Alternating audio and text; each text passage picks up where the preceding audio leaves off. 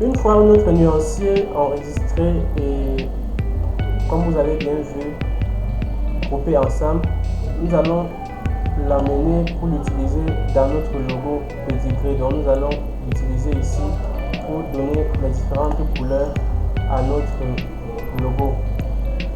Je rappelle que notre logo, comme on a dit tout à l'heure, doit avoir plusieurs versions, mais déjà il y a la version principale qui porte les différentes couleurs de notre charte graphique. Donc je vais comme ça ici. À l'aide de l'outil sélection directe progressive, je vais venir sélectionner les différents éléments et appliquer de la couleur.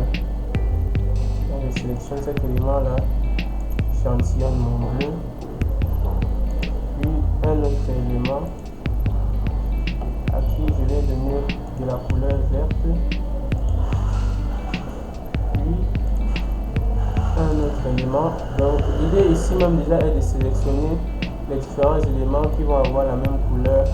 Je vais donner les couleurs. Bon, déjà, je voudrais que mes éléments qui sont en haut aient de la couleur, aient plutôt une couleur verte pour se rapprocher de la végétation. Et les éléments qui sont en bas, ici, c'est-à-dire ceux-ci, que ceux-là portent une couleur plutôt bleue. C'est vrai que le choix est vraiment...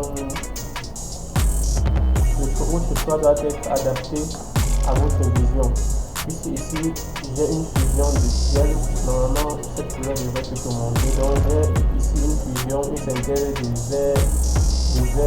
vert et bleu qui vont me rappeler en même temps la nature, la végétation, le ciel et l'eau. Voilà. Et pour ce qui est des contours extérieurs, une fois de plus, je m'apparente à ma végétation. Donc, je vais choisir mon outil. Sélection directe progressive, prendre ces trois éléments là et leur donner une fois de plus la couleur verte. Voilà.